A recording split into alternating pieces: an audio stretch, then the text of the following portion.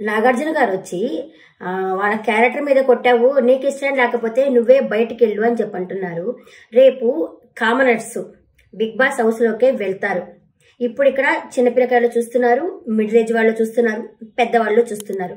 వాళ్ళందరికీ middle age వాళ్ళకి okay నచ్చుతుంది, పెద్దవాళ్ళకి నచ్చదు.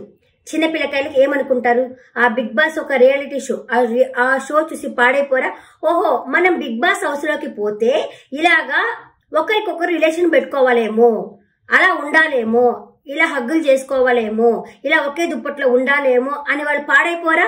సమాజానికి బిగ్ బాస్ ఏం మెసేజ్ ఇస్తున్నారు? ఇలా ఉండాలని మెసేజ్ ఇస్తున్నారా? సీజన్ కి ఒకరిని తీసుకొస్తున్నారు, ఒక లవ్ ట్రాక్ పెట్టుకోమని చెప్తున్నారు.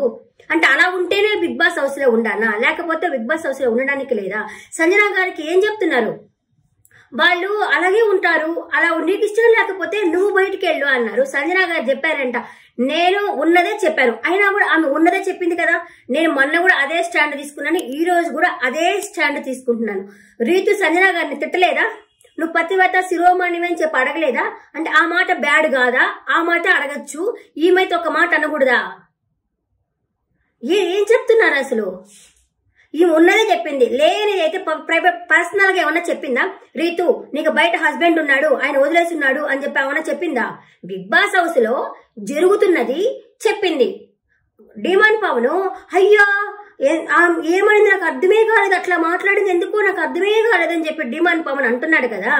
ఆఖరికి బయటికి వెళ్ళిన శ్రీజ కూడా చెప్పింది కదా, అంటే మేము చూసాము అసలు లోపలికి వెళ్ళేసి ఆమెతో ట్రాక్ పెట్టుకున్న ఫస్ట్ వీక్ లోనే ఆయన అబ్బాయి వెళ్ళిపోయాడు ఆమెతో పాటి అని చెప్పి అనింది కదా.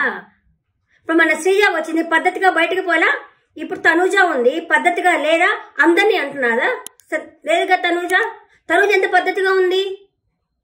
సంజన గారు అందరినీ అనడం లేదు కదా, ఆ అమ్మాయిని మాత్రమే అంటున్నారంటే చూసిందే కదా చెప్తున్నది.